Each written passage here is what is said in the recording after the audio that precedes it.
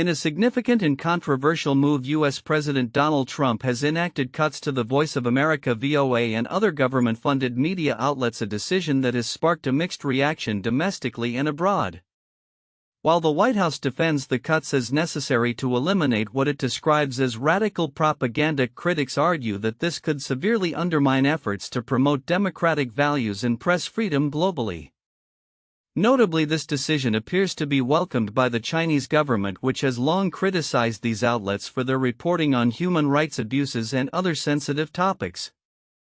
The cuts, which put nearly the entire staff of VOA on paid leave and terminated grants to Radio Free Asia (RFA), have raised concerns among media advocates and political leaders. VOA's Chinese language service has historically provided news coverage that is often censored within China.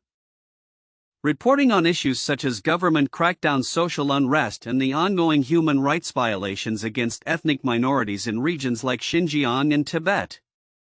In a country where press freedom ranks low, 172 out of 180 according to Reporters Without Borders, the absence of these independent voices could create a vacuum for propaganda. Chinese state media has responded to the cuts with enthusiasm. Mao Ning, a spokesperson for the Chinese Foreign Ministry, refrained from directly commenting on U.S. domestic policy but criticized the media outlets' track records in reporting on China. The Global Times, a state-run tabloid, declared that the VOA has been discarded by its own government like a dirty rag, framing the cuts as a validation of Beijing's long-standing critiques of U.S. media narratives. The ramifications of this decision extend beyond China. In Cambodia, former Prime Minister Hun Sen lauded Trump's actions, framing them as a means to combat fake news and disinformation. Meanwhile, Clayton Weimers, the executive director for Reporters Without Borders in the U.S., warned that authoritarian regimes are poised to benefit the most from this reduction in American media influence.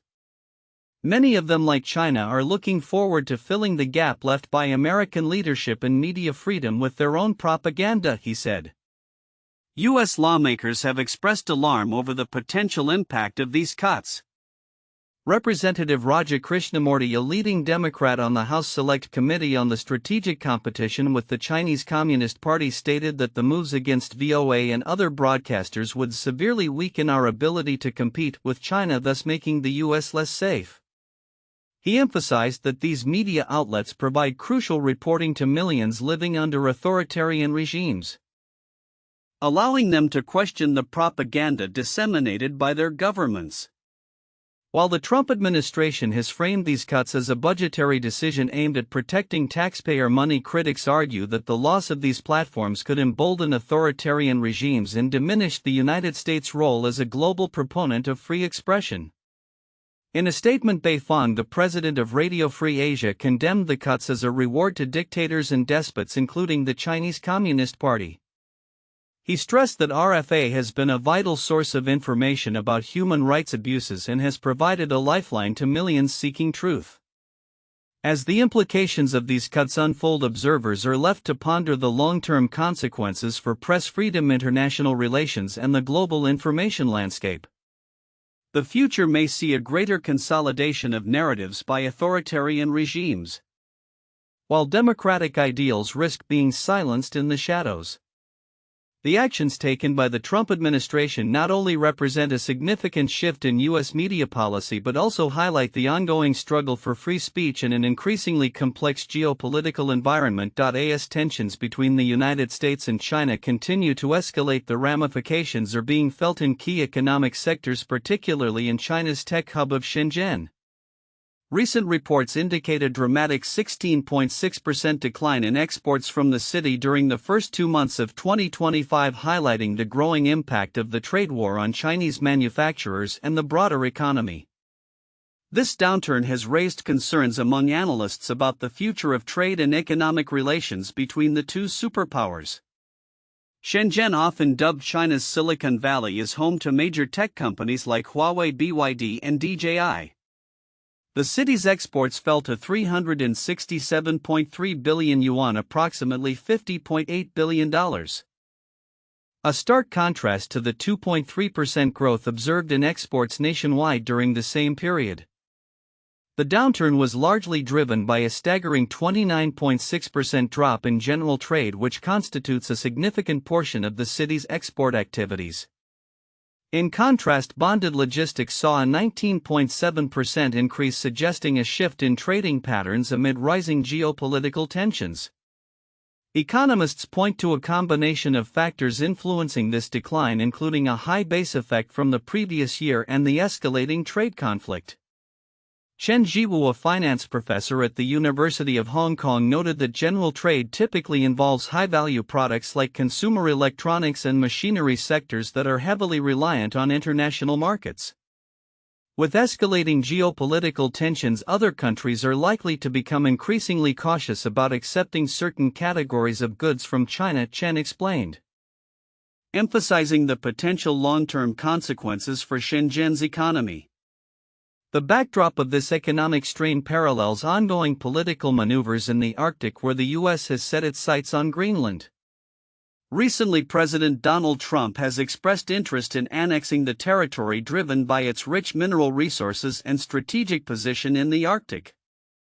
However, this proposal has been met with staunch opposition from 85% of Greenland's population, who reject the idea of being absorbed into the United States. Prime Minister Mute Bourupi has been vocal in asserting Greenland's desire for independence from both Denmark and the U.S., stating, "We will never in any way become part of the USA." The U.S. administration's motivations are clear: to curb China's influence in the Arctic and leverage Greenland's critical minerals, which are essential for modern supply chains. This ambition was echoed by U.S. Vice President J.D. Vance, who underscored the importance of Greenland for national security and resource development.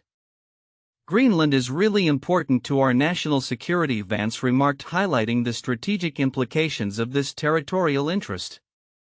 Amid these geopolitical tensions, the economic landscape remains precarious. Analysts suggest that U.S. tariffs imposed on Chinese goods are unlikely to achieve their intended effects and may ultimately harm American consumers more than they pressure the Chinese government. Andy Rothman, a consultant on the Chinese market, argues that as China pivots towards a more domestically driven economy, the impact of tariffs will be diminished. "China has a lot of other markets to rely on, not just the United States," he explained, indicating that the global economic environment is shifting. Looking ahead, the interplay between U.S.-China relations and the evolving geopolitical landscape will be crucial. As Shenzhen grapples with export declines and Greenland asserts its autonomy against U.S. encroachment, both regions will need to navigate the complexities of economic dependency and national sovereignty in an increasingly polarized world. The future of trade, technology, and international relations may hinge on how these narratives unfold in the coming months. As tensions rise between China and the United States, Taiwan remains a pivotal player in the geopolitical landscape of East Asia. The island, situated just 80 miles off the Chinese coast, has long been a flashpoint in U.S.-China relations, embodying the struggle for influence in the region. While the United States does not officially recognize Taiwan as an independent nation, its commitment to Taiwan's security is a cornerstone of American foreign policy, serving as a bulwark against China's expanding influence. The stakes are high. Taiwan's status as a self-governing democracy positions it not only as a counter to the authoritarian regime in Beijing but also as a crucial link in the global supply chain, particularly in semiconductor manufacturing. A potential Chinese takeover of Taiwan could disrupt not only regional stability but also the tech industry worldwide, leading to significant ramifications for U.S. allies like Japan, Australia, and the Philippines. As noted by a Taiwanese defense official, we need the U.S. to deter China, underscoring the critical nature of American support. The historical context of U.S.-Taiwan relations traces back to the aftermath of World War II, when Taiwan was placed under the governance of the Republic of China following Japan's defeat. The island became a refuge for the nationalist government fleeing from the Chinese Communist Party, which had established the People's Republic of China on the mainland. The U.S. maintained a strong military presence and support for Taiwan until the normalization of relations with Beijing in 1979, which necessitated a delicate balancing act through the Taiwan Relations Act.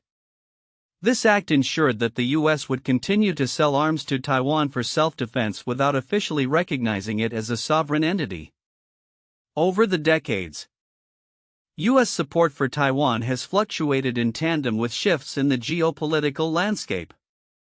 The warming relations between Washington and Beijing during the late 20th century gave way to a more cautious approach in recent years, particularly as China's military capabilities have grown. Current U.S. policy, characterized by strategic ambiguity, does not explicitly commit to military intervention but emphasizes the need for peaceful resolution of cross-strait relations. Recent developments have further strained this relationship. The Biden administration has reaffirmed its commitment to Taiwan, notably through arms sales and high-level visits such as that of former House Speaker Nancy Pelosi. However, this has provoked a fierce response from Beijing, which has ramped up military drills in the vicinity of Taiwan, signaling its discontent and desire to assert control over the island. Looking ahead, the potential for a shift in U.S. policy under a second Trump administration raises concerns. Trump's approach has been notably transactional, suggesting that U.S. support for Taiwan could come with demands for increased defense spending and economic concessions, particularly in the semiconductor sector. Such a stance could fundamentally alter the dynamics of U.S.-Taiwan relations and embolden Chinese aggression. In the military realm, the U.S. is also enhancing its capabilities in the Pacific to prepare for possible conflict. Reports indicate the Navy's plans to integrate long-range anti-ship missiles onto F-16 fighter jets, a move aimed at bolstering the U.S. military presence and readiness in the face of a rising China. This integration of advanced weaponry underscores the seriousness with which the U.S. views the potential for military confrontation in East Asia. As the situation evolves, the imperative for both the U.S. and China is to navigate this complex landscape carefully. A miscalculation could lead to disastrous consequences not only for Taiwan but for global stability. The world watches closely as the U.S. and its allies grapple with the best strategies to support Taiwan while managing an increasingly assertive China. The future of Taiwan remains uncertain, but its importance in the geopolitical chess game is undeniable.